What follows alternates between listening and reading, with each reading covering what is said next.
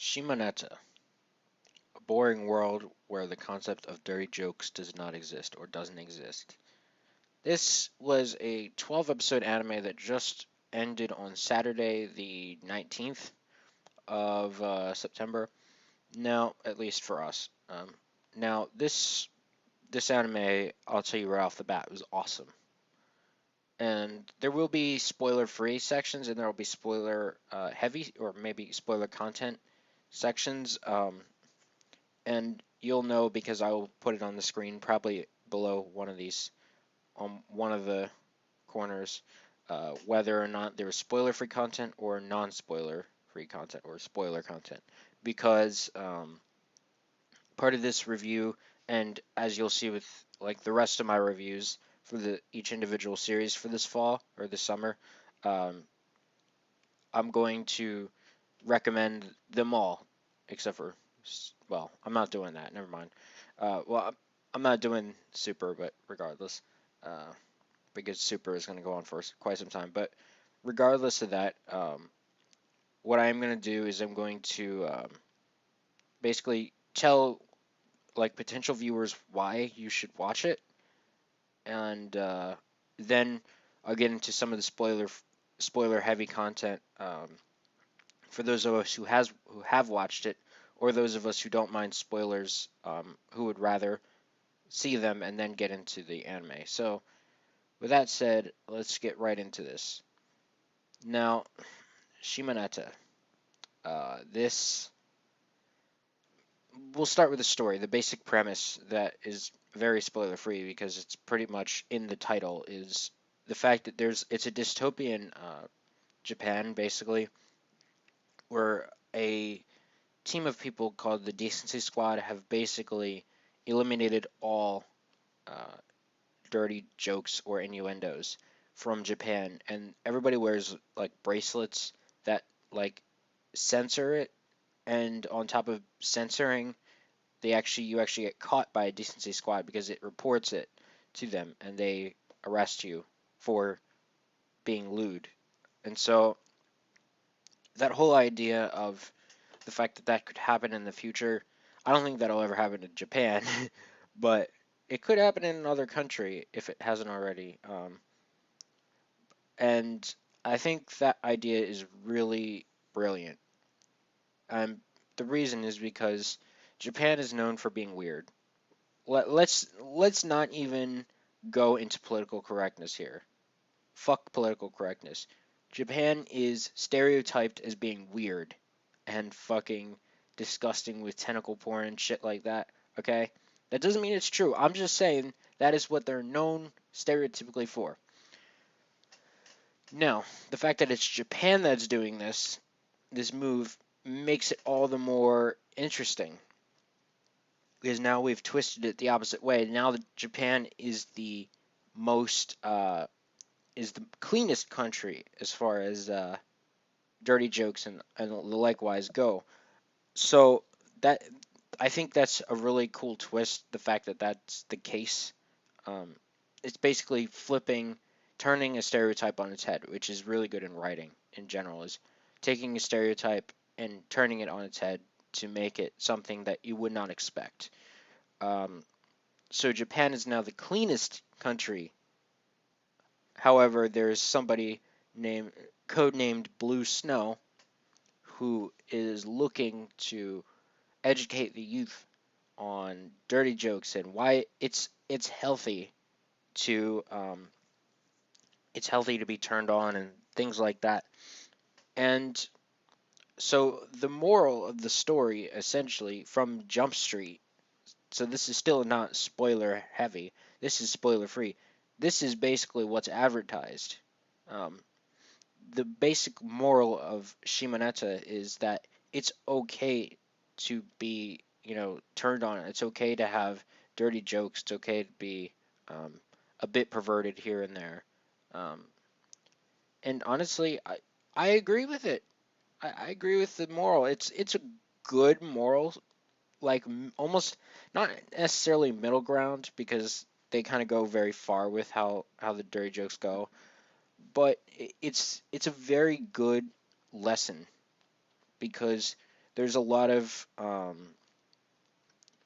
censorship ideologies out there about teaching your kids about censorship and why censorship is okay. And granted that censorship is okay in certain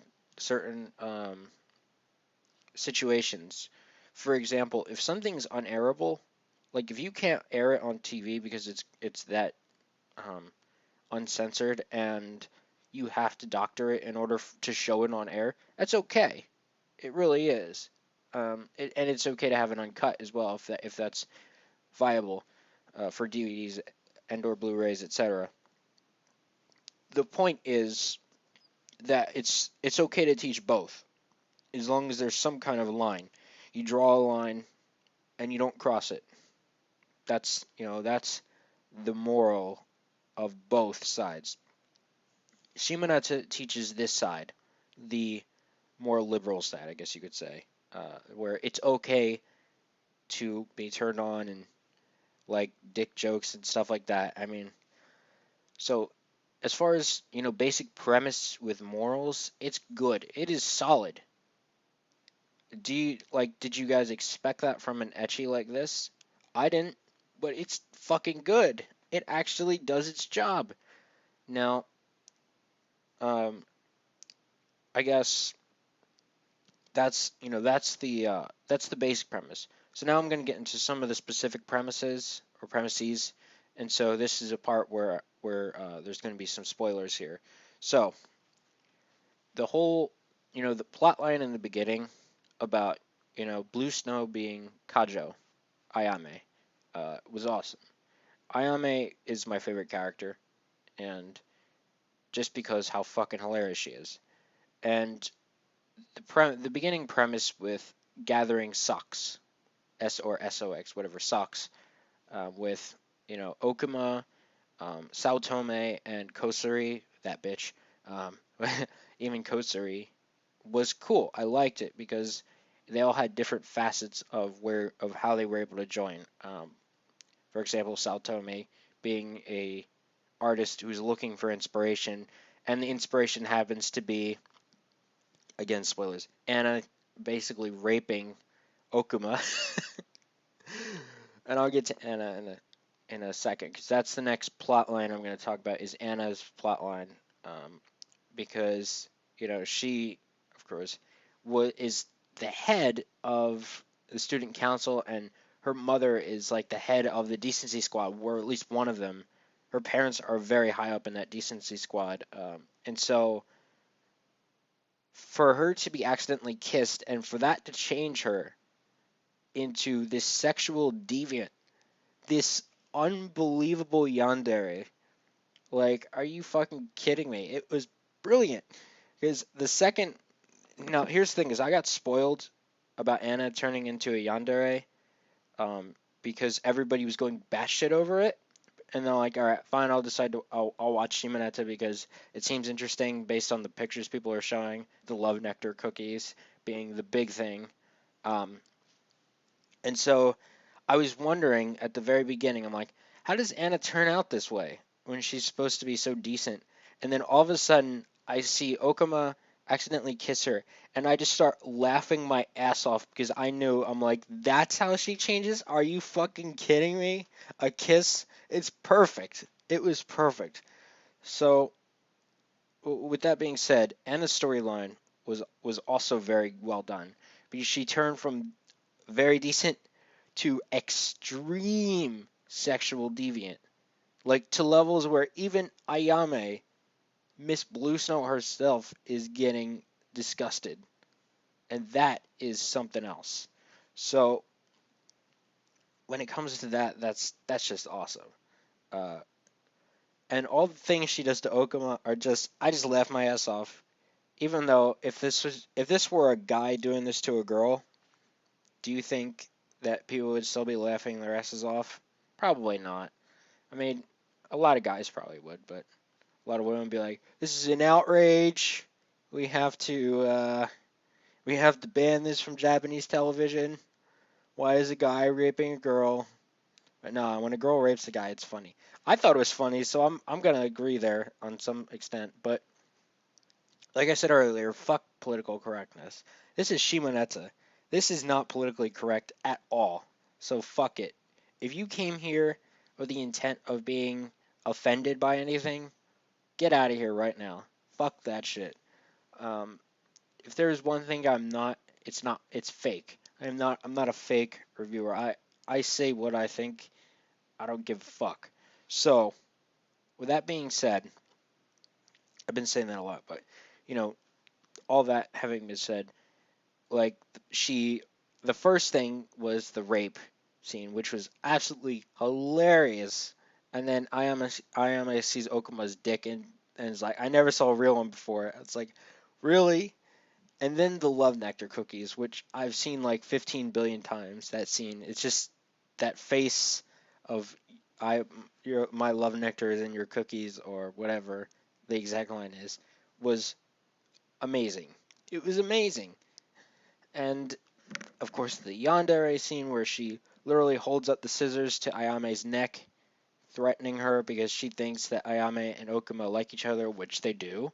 Um, and then, the Kiniku Buster, ear rape, and then chewing off his razor like a razor, chewing off his zipper like a savage, and then just fucking just nutting all over his face.